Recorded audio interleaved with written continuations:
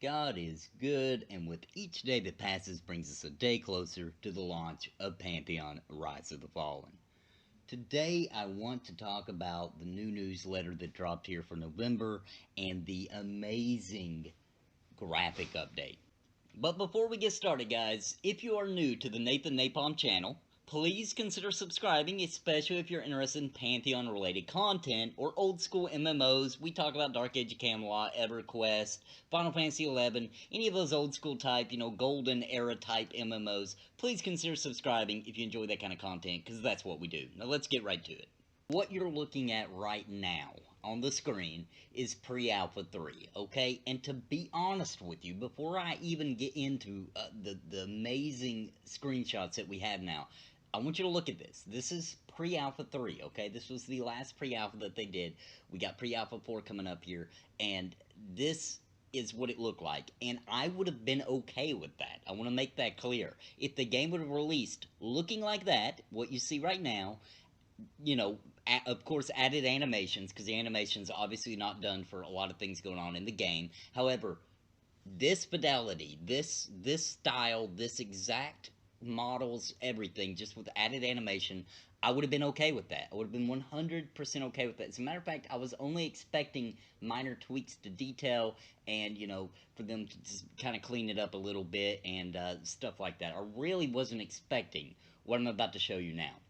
So I want you to really pull this into your mind, what you're seeing right now, and look at it and think, would I have played the game had it have looked like this at launch with better animation, but the graphics looking like that? Would I have played it with all the awesome elements and everything the game has in it? Now let's move forward. This is a screenshot now of where the character models are now, okay? So pre-alpha 4 going forward at this point in time, and I'm sure they're still not even done with it, right? But this is what the game, this is the Ogres. There's going to be more screenshots, of course, but this is the Ogres. I want you to really look at the detail on this and how much that has changed from just the previous pre-alpha. So I think it's very obvious that the art team, Joppa, I'm assuming, is part of it. Everybody that's involved at Visionary Realms and what they've been able to accomplish in these couple of short months, this is crazy. This looks like a different game. This is beyond what I think any of us probably expected from a small team like Visionary Realms, making a crowd-funded MMO in for a release 2019, 2000 or 2020, whenever it may be. This is beyond what I think we expected. Okay, we're looking at some very high quality AAA graphics. Let's look into it a little deeper though. First of all, look how cool the female ogre looks, okay? I wasn't, putting a lot of stock into a female ogre actually looking cool at all. Usually when you get like a monster type character model, and then you make it female, it's usually a little bit weird. There's something they either try to over sexualize it or something. It just doesn't cross over well. This is how you do. I need everybody in the entire art direction of any type of video game to look at this. I need the entire industry to look at this and see that this is how you make a female version of a ugly race. Okay, this is how you do it. The detail behind this axe, look at all the little chisel points along the edge. Look at how it looks like the details kind of ingrained into the metal. You can see the wrappings right there on it. I mean, this is gorgeous. And guys, this is probably like a level 15 or so axe, and it's gorgeous. Now, since Pantheon is inspired by Dungeons and Dragons, I just wanted to pull up a little picture of an ogre from D&D, some pretty good artwork of it anyway, rendition there, and look how it compares. Look how this really fits that model with the art style. Alright, and here is a screenshot of the updated character models for the elves, which I really think looks really cool too. I love the eye style that they got going on. I like the way that this one shows a little bit more of the kind of glistening kind of reflections you can see on the character models and all the intricate details, because we got something to compare it with, right? Like, they can make an ogre look like whatever they want. We kind of know what we think an elf should look like a little bit more, I would think, because they're so similar to humans. So this is beautiful. I'm really impressed with everything about this, not just the actual model of the characters, but if you look at the work they've they've done on this particular set of armor that they're wearing. Everything just comes together. It's very clean. It's very cool looking. It's very D&D, and it just looks awesome. All right, so here's the halflings. Now, I already know as soon as you've seen this, or if this is the first time you've ever seen it, I know what you're already thinking. Whoa, wait a minute. The original character art made them look a lot more fancy or differentiating from the other races. I get it. Really, the only thing we're seeing here is the feathers in the female's hair, and besides that, you could just say they're kind of an elf, kind of squashed down, right? But don't worry. Once again, this is just the pre-alpha 4 updated graphics. There's going to be plenty of that, and I think that most of that, I think what they're trying to show us is like the generic, okay? So tattoos on them, face paint, I guess, or whatever you want to call it. I think that's all coming. That'll be part of the character creator. Once again, I want to get a closer look at this because you can see the reflection quality, and I don't know if this is like standard with Unity or if this is self-made. I don't really know enough about developing to know that, but look at the reflections coming off the right side of the male's head there, and just how beautiful it looks, and how that actually looks like it's illuminating hair and not the other objects, and how the illumination on them are different. That's just gorgeous, and I wanted to point that out. I wanted to show these side by side because I know that's going to be the comparison a lot of people make, and I have a feeling people are going to say that the halflings just look like children, elf children, right? Like, you see what I'm saying? But once again, everything's not in place yet, and I wouldn't worry about that. And not just the character models, guys. Pay attention also to the armor because that's not uniquely tied to the character, right? That's something else that's been changed or upgraded, is at least these particular ones that are showing off, right? So it kind of gives us an idea for what the armor can look like, and what kind of different styles we can see. So pay attention to that as we're going through these videos as well. And I think that's something a lot of people are ignoring when they're looking at these screenshots, because it's giving us a really good look into what the armor is going to end up looking like, or at least how the design philosophy is going behind that.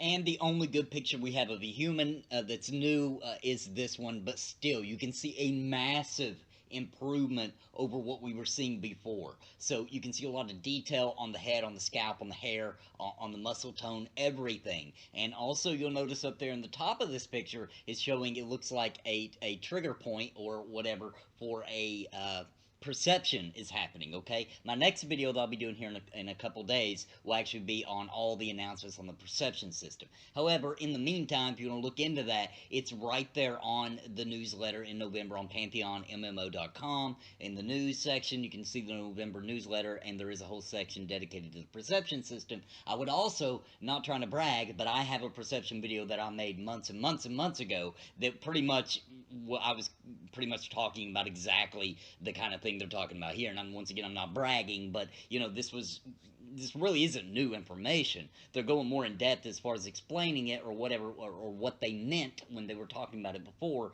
but this is still kind of the same information we already knew. There's some more hints and gleans of things to come, and how it will all play out, and etc.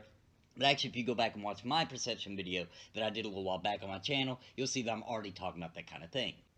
But guys, the point I really want to get across about all these pictures and everything, and as far as the graphics go and the upgrades they've done to the models, is this just shows that Visionary Realms has a lot of talent. Okay, we're talking about a very, very small development team, crowd-funded, not backed by a huge publisher, right? And just pouring their own energy and their own talent as much as they can, over 100%, it's starting to seem like, into this game, to make the game that we all want to play.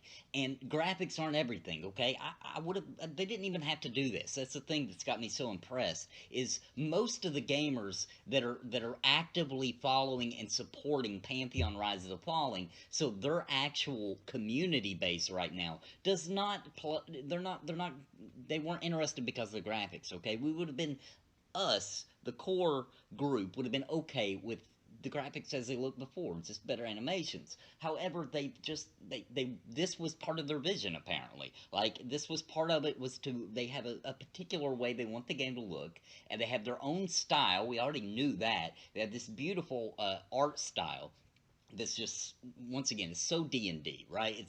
It's dripping with the oozy awesomeness of D&D, and the just full of lore and story and character. So they already had that. So, and the lore itself would have and our imaginations would have made up for any shortcomings the graphics would have had. But guys, these are top-notch triple A graphics. If this was made by the largest publisher in the world, I would still be impressed. If this was made by Square Enix, argue all you want, but they're usually at the forefront of making graphical progress in with current technology. So if this was made by Square Enix, I would be impressed. But this is a small team pulling this off. I can't wait to see it in motion. I can't wait to see characters, moving around with these new models. I know the animations won't still be there. You know what I mean? It's not going to be fully animated yet.